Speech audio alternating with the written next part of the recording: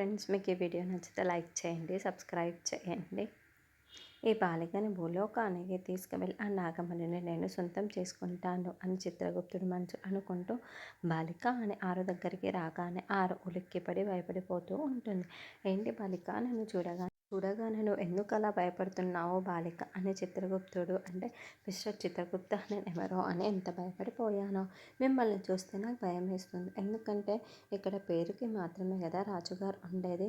పేరంతా పెద్దరికం అంతా జరిపించేదే మీరే అని నాకు తెలుసు.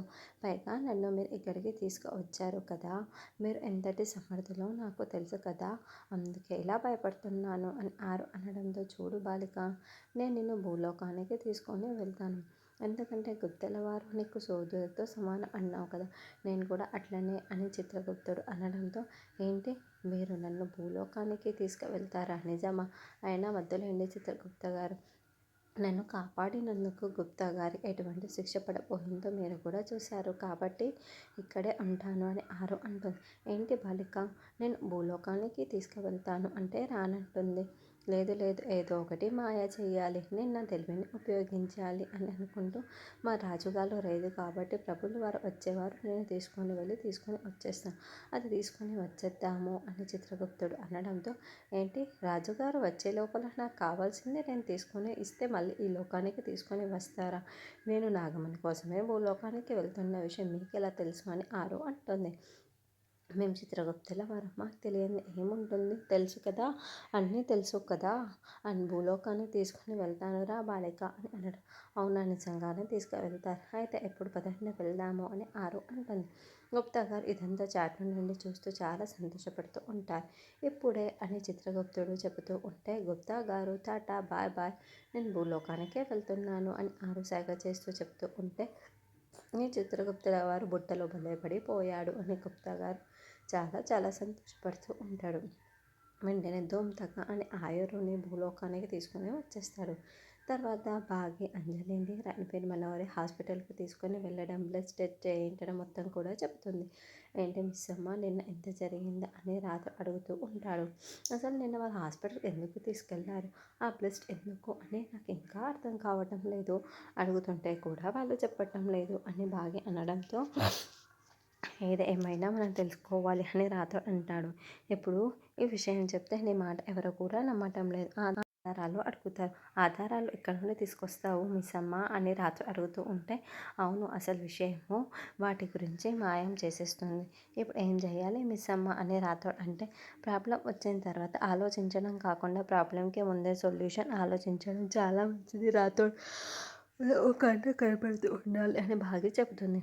అప్పుడే మనోహరి కారు ఎక్కుతూ ఉంటే, మిస్ అమ్మ, మనోహర్ ఎక్కడికో బయలుదేరుతుంది అని రాథోడ్ చెబుతాడు.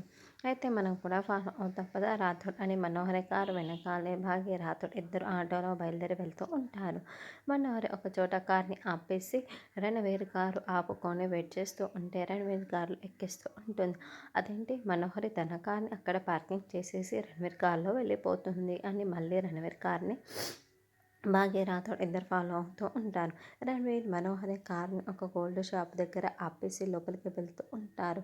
భాగ్య రాథోడ్ కూడా ఆటో దిగేసి, మిస్ అమ్మ, వాళ్ళు గోల్డ్ షాప్లోకి వెళ్తున్నారు పదా, వెళ్ళి చూద్దాము అని రాథోడ్ భాగ్య ఇద్దరు కూడా వాళ్ళని చాటుగా గమనిస్తూ ఉంటారు. అప్పుడే రణవీర్ దుర్గా పాప ఫోటోని బయటికి తీసేసి, ఇదిగోండి, ఈ చైన్ లాగానే సేమ్ డీటో మాకు కావాలి, చేసి ఇవ్వగలరా అని రణవీర్ చెబుతూ ఉంటే, మేడం మాకు అన్ని విషయాలు ముందే చెప్పేశారు సార్, తప్పకుండా చేసిస్తాము అని సైడ్కి చెప్పడం, అలాగే అని బయలుదేరి వెళ్తాము అని ఆ ఫోటో ఇచ్చేసి రణవీర్ మనోహరి వాళ్ళు వెళ్ళిపోతారు. వాళ్ళు వెళ్ళగానే రాథోడ్ రా అంటూ భాగి రాథోడ్ ఇద్దరు కూడా అదే సేట్జీ దగ్గరికి వస్తారు. మా అన్నయ్య పెళ్ళికి జ్యువెలరీ కావాలి, కాస్త చూపించండి అని భాగి అతన్ని మాటల్లో పెట్టేస్తూ ఉంటుంది. ఇక ఉన్న ఫోటోని చేతిలో తీసుకొని ఉంటుంది. ఆ చైన్ని చూసేసి, అంజు పాప మెడలో ఉన్న చైనే కదా ఇది అని బాగి రాథోడ్ చూసుకుంటూ ఉంటారు. ఏ చైన్ కావాలమ్మా మీకు అని సేట్జీ రకరకాల చైన్లని వాళ్ళకి చూపిస్తూ ఉంటే, ఫోటో చూడడం పూర్తయిపోయింది కాబట్టి ఏమీ నచ్చలేదు, బాగాలేదు అని భాగ్య రాథోడ్ ఇద్దరు వెళ్ళిపోతారు. అసలు అంజలి పాప మెడలో ఉన్న గోల్డ్ చైన్ లాంటిదే వీళ్ళెందుకు ఆర్డర్ ఇచ్చారు అని భాగ్య రాథోడ్ ఆలోచిస్తూ ఉంటారు. అసలు ముందే పరిచయం ఉందా, ఉంటే అది ఎలాంటి పరిచయం, ఒకవేళ లేకపోతే వీళ్ళిద్దరు పరిచయం ఉన్న వాళ్ళు ఎందుకో మాట్లాడుకుంటున్నారు? మొత్తం ఈ వివరాలని ముందు తెలుసుకోవాలి రాత్రులు. అప్పుడు మనకు అన్ని సమాధానాలు దొరుకుతాయి. ఆ పనిలో ఉందాము అని భాగ్య అంటుంది. అలాగే అని రాథోడ్ అంటాడు. తర్వాత చిత్రగుప్తుడు ఆరుని తీసుకొని రావడంతో అరే నా ఇల్లు, నా చెట్టు, నా లాను అని ఆరో మొత్తం కూడా తిరిగేస్తూ చాలా చాలా సంతోషపడుతూ గంతులు వేస్తూ ఉంటుంది. ఆగండి బాలిక, ఆగండి. 2 రోజులకే నువ్వు నీ ఇంటిపైన ఎంత బెంగ పెట్టుకున్నావా అని చిత్రగుప్తుడు అడుగుతూ ఉంటాడు. అవును మిస్టర్ చిత్రగుప్త, హోమ్ సిక్ అని ఆరు అంటుంది. అలాగైతే మా విచిత్రగుప్తుల వారిని నువ్వు ఎన్ని దినములు ఇక్కడ పెట్టుకున్నావు? మరి ఆయనే పడిపోవాలి. మరి చిత్రగుప్తుల వారు వేసిన మోసాన్నే కాకుండా అర్థం చేసుకోండి చిత్రగుప్త, నా చిట్టి గుండె తట్టుకోలేదు అని ఆరు అంటే అసలు నీ గుండె లేదని తెలుసుకున్నాము. ముందు లోపలికి వెళ్ళి ఆ నాగమని తీసుకుని రా అని అంటే అసలు ఆ నాగమని ఉందన్న విషయం నాకు గుప్తా గారికి తప్పిస్తే ఇంకెవరికీ తెలియదు, మీకెలా తెలుసు అని మళ్ళీ ఆరో ప్రశ్నిస్తూ ఉంటుంది. మేము చిత్రగుప్తుల వారం కదా, ఇంట్లో ఎవరితో ఎవరు ఎలా ఉంటారో ఇంగ్లీష్లో చిల్గే అని ఇంగ్లీష్లో, అదేంటి మీకు ఇంగ్లీష్ కూడా వస్తా అని ఆరు అంటే మా విచిత్రగుప్తుల గారు అంటే ఓల్డ్ వర్షన్ కాబట్టి మన భాష మాత్రమే, మీ భాష మాత్రమే మాట్లాడతాడు. నాకు అన్ని భాషలు వస్తాయని అప్డేటెడ్ వర్షన్. ముందు నాగమని తీసుకురండి అని చిత్రగుప్తుడు అడుగుతూ ఉంటే రండి చిత్రగుప్త, వచ్చి కూర్చోండి చెబుతాను కదా అని ఆరు అంటుంది. నువ్వు నన్ను మోసం చేయలేవు బాలిక, ముందు నాగమణిని తీసుకొని రండి అని చిత్రగుప్తుడు అనడంతో ఈయనేంటి జిడ్డుగా తగులుతున్నాడు, ఏదో ఒకటి చేసి నేను మాయ చేయాలి అని ఆరు అనుకుంటూ ఉంటే మిమ్మల్ని ఏదో ఒకటి చేసి ఆ బాలిక మాయం చేస్తుంది, చూస్తూ ఉండు చిత్రగుప్త అని గుప్తా గారు ఇదంతా మాయా పేటికలు వీక్షిస్తూ ఉంటాడు. చిత్రగుప్తుల వారి భవిష్యత్తు నాకు తెలుస్తుంది అని గుప్తా గారు నవ్వుకుంటూ ఉంటాడు. ముందు నేను లోపలికి వెళ్ళి తీసుకువస్తాను, మీరు ఇక్కడే ఉండండి అని ఆరు అంటే లోపలికి వెళ్ళి నువ్వు తప్పించుకుందాం అనుకుంటున్నావా? నన్ను మోసం చేయలేవు బాలిక, ఆ ఆలోచన కూడా పెట్టుకోకు అని చిత్రగుప్తుడు వార్నింగ్ ఇస్తూ ఉంటే ఏంటి మిస్టర్ చిత్రగుప్త, నేను ఏమైనా భూలోకానికి తీసుకొని రమ్మంటానా? మీరే కదా తీసుకువచ్చారు. నేను లోపలికి వెళ్ళి ఇక్కడే వచ్చేసి నేను ఇక్కడే ఉండిపోయేలా ప్లాన్ చేయడానికి వచ్చాను అన్నట్లుగా మీరు ఇలా మాట్లాడుతున్నారు ఏంటి అని ఆరో నోరు జారేస్తూ ఉంటుంది. అయ్యో నేనేంటి ఇలా నోరు జారేశాను అని మళ్ళీ మనసులో అనుకుంటూ లేదు నేను లోపలికి వెళ్ళి తీసుకువస్తాను కదా అని ఆరు కవర్ చేస్తూ ఉంటుంది. నువ్వు నన్ను మోసం చేయటానికైతే ఇక్కడికి తీసుకురాలేదు కదా అని చిత్రగుప్తుడు అడగడంలో లేదు ఇప్పుడే తీసుకువస్తాను అని ఆరో కిటికీ దగ్గర వచ్చి లోపలికి తొంగి చూస్తూ ఉంటుంది. పిల్లలు సదాశివం ఉంటారు. అప్పుడే రాథోడ్ అంటూ అమర్ రావడంతో ఏదో పని ఉందని బయటికి వెళ్ళాడు. రాథోడ్ లేదు అని సదాశివం చెబుతాడు.